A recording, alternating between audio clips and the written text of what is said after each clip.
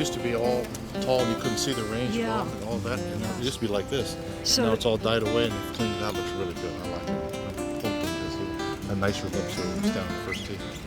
So we're at the We're at the first tee here at Hualalai, and as the advance official for the Champions Tour, part of the things that we do is that we'll locate on each tee. You'll see a yellow dot, and that's telling the players to come into practice where we're going to play from throughout the week. Now that dot simply means that nothing will be played back of that dot. So when we set tee markers, they know it's from there forward anywhere on this tee. And then, of course, depending on wind and weather conditions, we'll move that thing around as they're moved every day anyway, but it may be up one day and back next, and side to side just to keep the divots clear. The other thing we do as an advance official is we will look at the golf course and determine whether we need out-of-bounds stakes or we need hazard stakes and things of that nature. Now, having come here for the last 6 years, it's pretty much a routine because it's easy to understand. We have the lava, which entertains the lateral water hazards in areas where we don't have boundaries. And today, because we've got some new homes now on the 9th hole on the left side and also on the left side of 16, we're probably going to have to put boundary stakes in just for our tournament because we don't want somebody climbing into somebody's backyard, i.e. playing a ball out of their pool or whatever. So we try to keep the golf course confines labeled with either boundaries or hazards, and so that's something we're going to do. and we're speaking with Skip Whitek. Whitek. Whitek is the head of the rules No, officials, or one of the I'm not rules head of them. officials? I'm just one of them. Okay, of the PGA. Yeah, Or the senior- Champions the Tour. Champions Tour. Okay, and we were talking on the way out about the newly named Senior PGA Tour is now the Champions Tour. Right. Well, the blanket now has the Champions Tour, has the Champions Tour, the Nationwide Tour, and the regular PGA Tour, all under the same blanket of PGA Tour. So. And this week the tournament we're referring to is the MasterCard Champion, which is the inaugural event of the Champions Tour. And Well, actually, it isn't this year. Well, so now the field, this weekend they're playing the Skins game. will will is be that the an champions. official? Is that Well, sort of it's- official, unofficial? It's our But they're start. over there. They're over there. So they start on Maui this weekend, and then they'll come over here. Those 4 players are all will be on our field here. So excited about the field this year. It's something we've got 4 sponsor exemptions that MasterCard has, and they've invited Nicholas Palmer, Player, and Trevino, and they've all 4 accepted. So having those 4 players in the field really makes us exciting, as it does all the players that are here. It's kind of bringing back some of the things we grew up with in golf, watching the legends play, and even though they're legends in our mind, they're just professional golfers as we know them on the Champions Tour. It's kind of fun having the Golf Channel cover the MasterCard Champion with Arnold having Right. been one of the It is founders one of the of break-ins. That's right. That is nice. the Golf Channel. A lot of people don't realize that he was one of the visionaries along Instigators. with Joe Gibbs. That's right. And people laughed at him just like they did. I don't know if they laughed. I don't think anybody ever laughed at Arnold Palmer. No. They may have questioned his decision, but he had a vision, as he has for many other things that he's done in golf. And I think he's very well received, no matter where you go. Well, very well received. Well, It's the Golf Channel certainly changed the face of golf. A lot of people say it's Tiger Woods. I always like to tell Joe Gibbs it was Golf Channel putting Tiger Woods on so much, Well, or something. But the Golf Channel's done a lot to fuel I that think enthusiasm. Tiger Woods' game haven't put they? him on. Yeah. They can talk all they want, but his game puts him on television, puts him in the publicity because he's a remarkable young man. He's gifted with so many things, and he has poise and personality. He's gifted with a tremendous amount of talent as an individual, and now he's gone out and made his body physically better and stronger to become a better player. And even though all of the players on all the tours have done that through the likes of the Health South vans that we have available to us each week, he has still made himself a step above all of them. Now, the way Ernie Els is starting, maybe Ernie's on his way up the ladder. Although I still think Tiger's given them all a rest by he had some knee surgery, I guess. I don't know what all it was, but he'll do fine. He'll be back. Speaking of which, the guys staying in shape on the Senior Tour. What a difference in the last 10 years, isn't there? In the Tremendous conditioning difference. And what people are doing in the mornings now. Right. I mean, the van, when we were on the normal thing where the van is with us, they open at 6 o'clock, and you'll have 4, 5, 6 players in there on the treadmill, exercising machines and getting rub downs and so forth, trying to stretch their muscles and keep themselves from preventing injury. And then again in the afternoon, when they're done playing, they're back in there. And so it's a tool that people don't realize. They talk about the equipment and the ball and the clubs are everything is so much better. It is, but we're also in so much better condition physically and mentally, because they eat a different way now. They don't sit down and eat that big meal, and they're healthier. And as a result, I think that's part of the reason why they're better players. And they need it too, don't they? With the caliber of player that's yes, coming up do. through the ranks, and Yes, yeah. and it only gets to be a more competitive tour. That's out there right. all The time, freshmen, doesn't as it? we call them, the 50-year-olds we have coming in this year. You know, like Andy Bean, Eddie Fiore, and Steve. No, let's see. I'm not thinking. I'm not sure. All their different dates. Craig Stadler comes up. I think there's 5. Jerry Pate comes in. They're all spread out throughout the year, but they're freshmen. They're 50, and they're still stronger and more eager to play. And as was last year when what's his name came out to Fuzzy's. No, not much Fuzzy, but Morris Satowski. Oh yeah. He came out in great physical condition, and this proved to be. I mean, he's a money machine. It's not a matter of whether he's going to make; it's just how much he's going to make. And then he went on and won twice. And it's just that's what happens when you're 50 years old. When you reach that 57, 58 plateau, things begin to change in your lifestyle. Let's look at Gary Player, who is religiously works out, and he's still in great physical condition. And still, there's some parts of his game that are laxing because he's still 64, 65 years old. So. Yeah, trying to win in 6 decades, isn't it? That's right. That's his goal. Yeah. Well, we're on the first tee at Hualalai Resort, the beautiful Hualalai Golf Course. It's been the home for the MasterCard Championship. This is the 7th year, I believe. I believe it is the 7th year. The 7th year, and MasterCard has made a commitment to be here a few more years, and Hualalai Resort, as every year, has really extended themselves, and Earl Saunders as always raises the bar on the maintenance of a golf course. The players always have so many nice things to say. First tee, just go back to that again. They're coming out for practice rounds. When the guys come out and play, they know that that's as far back as we'll play, and on par 3s, they'll know to play behind that so they won't divot up the tees for par 3s that they're going to be playing during the tournament. And then the other things we'll do, we'll locate the starters tent in here somewhere as to not to interfere with gallery to see the first tee players. And they'll do that same thing at 18 where we have a scoring tent, and over on 10 where we have a starters tent. So we'll be, those are things, part of what we do also. How is it decided how long the rough is going to be, and who decides that? Is that something? We have a tour policy, pretty much a PGA policy that differs from Nationwide to Champions and then onto the regular tour. Depending on the golf course, the type of grass, and the different types or times of the year, we'll go between 2.5 and 4 inches, depending on how much you can get. Now this hasn't been mowed in almost 2 weeks, and we'll probably just top it off at probably 3.5 inches, probably Friday, just to make it. You see the unevenness here. We'll try to make it look a little better.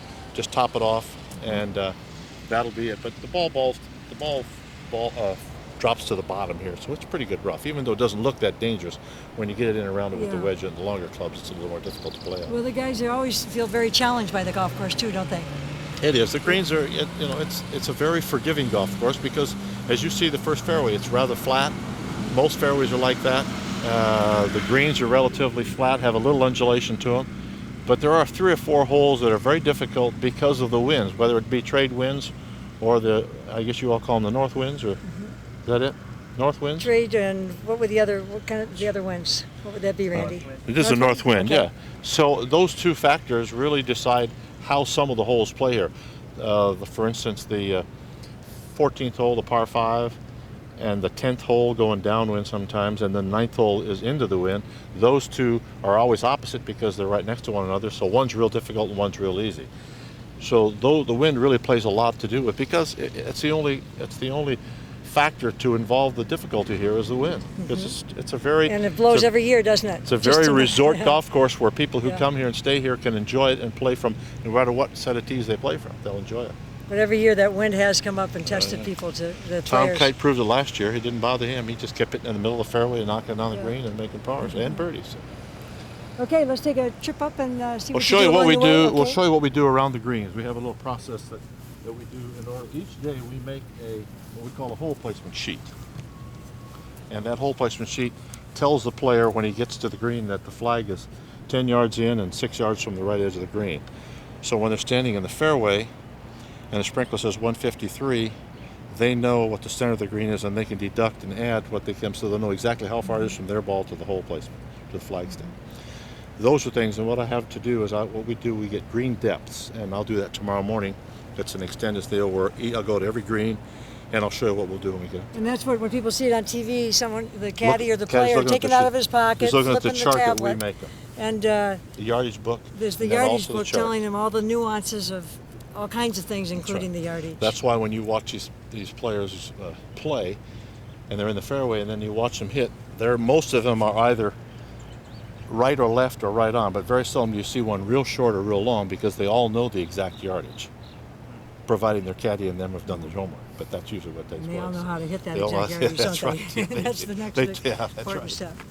Stand up here. Another thing we do is we'll check the sand in the bunkers to make sure that we try to get a consistency throughout the golf course.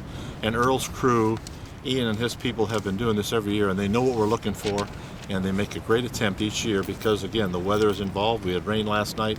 They compacted a little bit last night, so this morning we were out with the mechanical rake and then a hand rake, trying to get them somewhat consistent between bunker to bunker. Yeah, it's a very difficult thing to do over here because of the type of sand that you have.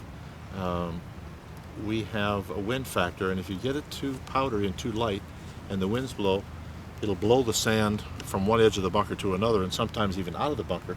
So you have a maintenance problem. So when they built the golf course, all of those things, those factors are built in, and that determines what type of sand they're going to use. And so they've done a good job. And as I tell Earl, we can only do so much. That's why they call them hazards. They're not supposed to be like the putting green, but we'll do it best we can. And most of the players that complain about the bunkers aren't the ones at the top of the money list.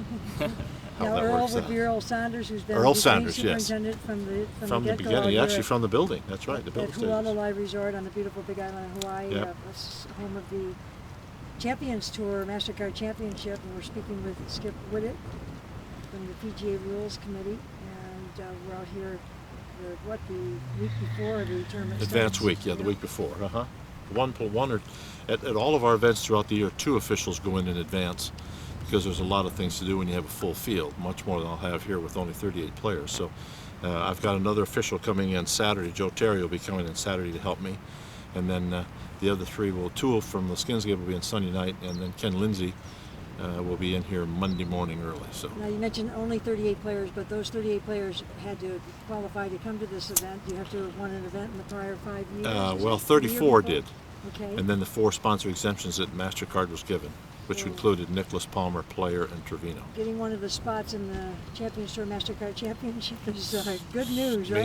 Means You did something good Yeah, last that's right. year. That means we that got you did win the tournament. We got some first-time players this year. Lots of them. Fuzzy. Who are some of the others? James Mason, Morris Satowski. You're asking me. Dan Poley. Dan Pooley is No, not Dan playing. Pooley? He withdrew. Oh, okay. Dan Pooley had shoulder surgery. At the Tour Championship last year, he was almost unable to finish, and he had surgery, and he had to withdraw. He and Raymond Floyd have both withdrawn, so that's the 34 in the field plus our 4 Playing extras. for $1.5 million. Yes. And what about the $850,000 first place? It's early in the year, But Emily. I'm more not sure importantly, about more that yet. importantly is the amount of money that comes back into the Big Island charities. community with the money that's raised. That's Last correct. year, $30,000 raised just with the Rotary Club of Kona, and they put that money into their community foundation, which in turn went $30,000 to a kidney machine up at the Kona Hospital. There you go. See, that's good. I mean, now those are things. That's the part that last year I think the then senior tour raised almost $52 million for charities all across the country, and that's a nice thing to do. That's more than all the other sports combined, who are also very generous. And Right. They are as well, but golf puts On a more money back week-to-week into every basis, we community. do as much as we can, and in some cities you get more support, and others then it's tough to go to a small town where we go, and then we went to Des Moines. We thought the same, and then Des Moines came in because it was the biggest thing they've had in 10 years, and they supported it so well that we're going back. I mean, it was just it's wonderful. It's good for And golf. Skip, if you might, a little bit about your background. Did you ever play on the tour or one of the tours or anything? Was that something? Well, I was a club professional, and I turned professional in 1961, and was a head professional in 1967. My first professional job as a head pro, and then in 1989, actually 1990, I left the Oakmont Country Club in Glendale, California, as a director of golf to go to the tour. Actually, I left at age 50 to try to play, and I went to this tour school, went to the finals, and didn't get an exempt card. So I went to work for GTE as a tournament director in conjunction with the senior tour, and ran the GTE West Classic in Ojai, California for 4 years. And when GTE decided they were no longer going to be a title sponsor, as they did in their other 4 events, the tour said to me, "What are you going to do?" And I said, "Well, I'm not sure." And I said, "Well, we're going to have a spot available on the staff if you're interested." And so 5, 6, 7 weeks later, I signed an agreement with the tour in 1993 to be a tournament official. And here I am. Well, you guys, you 10 years later. you do not keep bankers' hours. That's one thing I've observed in the last 7 years. No, the no, hours you all keep are phenomenal. we are up in the dark many days and don't go home till dark. But that's what we get paid for. And it's, there's a lot of people who drive hours and a half to go to work on the freeway every day and don't like their job. And I've been very fortunate in my career as a professional to be number one, like what I do, actually love what I do, be with nice people, and be outside and make a nice living for my family. So it's been a great reward. And see a lot of happy people, don't you? Coming Oh, to yeah. tournaments Always, and getting always. a chance to see some And of you these have the few, legends. but those few are very, very, very few. And very few times do we have problems on the golf course with people, other than people picking up golf balls because they thought it was out there to pick in the middle of play. Now, how long does it take from start to finish in preparation for a tournament like this? Well, on our side, Yeah. because from the marketing department, those like Kelly Fleer and his department takes all year, because you're selling sponsorships, and you have a lot of things to do. But on our side, the tour agronomist comes out here 3 months. Well, let's go back. He starts with a follow-up after the event, and he'll go through. I'll write a tournament report as the advance official. He will get that tournament report and then come back with Earl Sanders, and they'll go over some of the things that we felt were a little inept as what we were looking for. Right. And they'll try to better that for the following year. And then 3 months out, he comes back and they check the fertilization and make sure that everything's the way we want it. And then I get here on like yesterday and start today, and I'll work with Earl and Michael, his superintendent for this golf course, and we'll talk about mowing heights for the fairways, the tees, the greens, the green speeds, the bunkers, and then I'll mark the hazards, the out of bounds, and the lakes and so forth. That's part of what we do. Then I'll do the pairings for the Pro-Am, the tee times, and I'll do the pairings for Friday. And that's just to shuffle shuffle them up and draw 2. I will play in twosomes this year as we did last year. So along with that, we do a local rule sheet. That goes along with setting up the golf course, so where we're going to put boundaries and so forth. Now we're going to play certain things. Right. That's something that the advanced officials do. And I could say we do play. I like to play the golf course once to make sure that we have the feel that we're looking for, because I was a player when I was a club pro and played in a lot of club professional championships and that. And I've played in about 6 tour events, 2 senior opens. So I know what we're looking for as a player, and I can be on both sides and be constructive about it. And it takes us 5 days, Sure. realistically 5 days, weather permitting. Now they're talking about maybe for Friday we may have some bad weather, so I'll try to get everything done that I can before Friday. If I have to be idle and be inside, then come out Saturday and try to continue. So. If you were to sum it up, what kind of feeling are you trying to create in the golf course? When you go out there and play it, you said you wanted to get a certain feel when the players Well, it's hard to describe feel. If you read Michael Jordan, you watch Michael Jordan play basketball, you can't teach people to do what he does. You can't watch Kobe Bryant. You can't teach that. That's something that you can't teach people like Ben Crenshaw to punt. You can't say what he's done. It's a feel thing. Lee Trevino, it's a feel thing. You watch those players, those good players. Chichi Rodriguez, when they hit that little short wedge, it's a feel thing. And I think it's something that you learn as you get older. And so it's given me a lot of time to learn. Right. And I've watched these good players over the last 10 years, and I've learned to adapt to what they're looking for just by watching them play and talking to them. Tell me, what do you think about the fairways? Well, they're a little long or a little fuzzy. Okay, well, then maybe we need to take a little bit off of them. Right. Or how are the speed of the greens? They got a little grain in them. And by putting on that, I understand what that is as a former player and a professional, so I can get a little bit of that. That's pretty much what the feel of the golf course is. And then again, like I said, here we have wind now at our back. And yet on this next hole over here, this hole over here, 15, it'll be into the face. So whoever sets up in the morning, you take that into consideration. We try to give them the same golf course as far as length goes, but maybe a different look each day. Got it. So if we're going to, for instance, if we play to a par 3, let's say the 5th hole, here's a par 3, good par 3, 205 yards over water.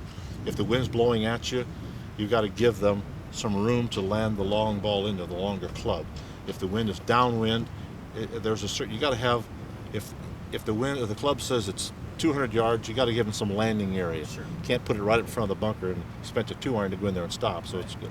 Those are things that, because all of our rules officials, with the exception of one, are former professional or are PGA members, and we've all done this at a club level, and we understand what we're looking for out here, and it somehow gives us a better feel. Again, you're back to the feel of what the golf course should feel like when you're going to go play it. I mean, the one year we started on the 4th hole over here, when I went to set the tee markers, I set them at the dot. It's a par 5. It's 198 yards carry over the lava to the fairway. That's right. When I got to the 6th tee, the wind had turned around and come this way, and I had to get back down to the tee before the first group got there, and I failed. So they were bouncing it off their lava, and they just ate me up, you know. I said, well, guys, the weather forecast said it was supposed to go this way, and it turned and came this way. It messed up 3 or 4 holes in the setup because it was already done. So those are things you just live with. Right. It's today and not tomorrow. That's great. Yeah. Now, is there a certain target that you'd like the players to be able to shoot for in a round or for a tournament? No, I'll tell you what. When you're dealing with the quality of people that we have here in this field, the harder you make it, the better they play. We have never found by setting the golf course, in other words, Pro-Am days, we put the pins in the middle of the flag sticks in the middle of the green so that the amateurs playing can have a good time and enjoy their rounds. Sure. Okay. Some professional will shoot 62 or 63 probably in the Pro-Am. I mean, that's just because once they get it going and the greens are good, they get that putter rolling, they'll make 6, 7 birdies and maybe an eagle on the par 5 or something. But when we take this first hole, for instance, and put the pin back here in the back left behind that bunker, and it's a little more difficult. Plus the flag is up now. Now we're playing for 150 or 1.5 million. We're not playing for the Pro-Am group, $500 first place. So it's a little different situation. And it seems like the cream seems to come to the top. Players like Jack Nicklaus, when the flag went up, he had a whole different situation. Arnold was the same in his prime. Lee was the same in his prime. All the good players had a buzz that came on when the flag went up. You have a lot of players out here that have won once, or maybe won twice, and they're content to be in the top 25. I'm not sure that mentally they want that, but they make $800,000, $900,000 a year, and they don't win, or they win once. So there's a lot of different personalities involved in how that takes place. And this field today, somebody's going to shoot. I'd say, what did Tom shoot last year? I have to look at the schedule now. But somebody will shoot 4 under every day. So 12, 13, 14 under will win the tournament. I see. And again, Mother Nature takes it all back. That's right. You get it too low, she's going to blow the next day. The law of averages. Yeah, that's right. That's right. No 2 rounds are ever the same. No, that's right. Well, I mean, you've seen guys shoot 62 and then 72 the next day. That's right. And not play any worse. You just didn't make the putts. Didn't have the ball close to the hole. Ball didn't go in the hole. So. Sometimes they're just hitting the ball just the way they want to, and like you said, sometimes it just doesn't roll in. I've had days where I've played poorly based on how I want to play and scored well. And then you go play good, you hit it in the fairway, knock it on the green, and you shoot 72. Yeah. And then you hit it in the bunker, and you hole it out of the bunker. You miss it, and you chip it in, and you shoot 66 or 67, and it felt like your hard work. Yeah. So that's what the game is. That's what it is. That's why this is one of the only sports that nobody gets paid unless you play good. Tennis is the other one. Nobody gets $3 million to sit on a bench and catch fly balls. I mean, nothing against them. God willing, that's their deal. But you have to play good out here. Your clubs are your talkers out here. Right. And that's why the sport is so good. People really forget that, don't they? That by the time these guys are teed up, they don't have it. They have to go out and earn it each day. Every day. And it's not and people think, well, Trevino wouldn't talk to me yesterday. Well, he's at work. When you're at your computer in the desk at 11 o'clock and a guy comes in and wants to talk to you about, wait a minute, I'm working now. Leave me alone until I'm done working, and then we can chat about it. And that's the hardest thing, I think, for non-golfers or that are spectators to understand. People think that they should be able to walk up to him and talk to him. Although this year and the last year we are We are trying to get the gallery closer. That's part of our incentive, to make the gallery closer to the people. So we're putting them in the fairways on 16, 17, 18, let them walk with the players, get a little closer. And then we're doing the question and answers afterwards, caddy for the day. We have honorary observers that go along in the groups, and they have armbands, and they get to see on hand what they really talk about. I mean, we're standing here with this caddy. We got 138 to the front, and it's 116, and plus 10 is 148, and we're less 2, so we got 146 to the flag. Well, the person on television doesn't understand what they're doing out here, but the fact that we're getting them closer, I think, is something that Champions Tour is doing. It's going to assist us in publicity and get the people closer to the players. And Skip, the telecast this year, just talk a little bit about that, the crew that comes in, and that's the Well, Golf Channel, it'll be the Golf Channel for the first time with us. Looking forward to that. They have a nice crew. I think we have 2.5 hours each day, and I don't have the times in front of me, so I can't give you the exact hours, but those will be published.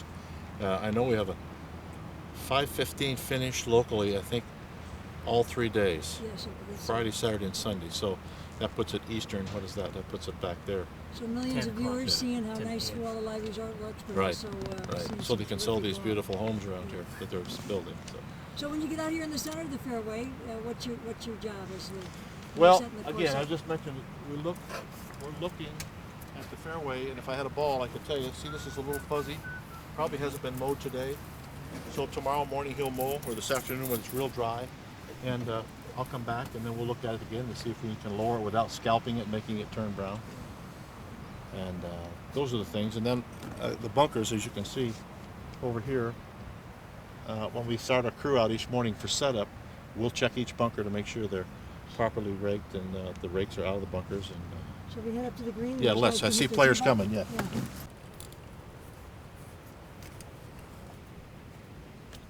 The green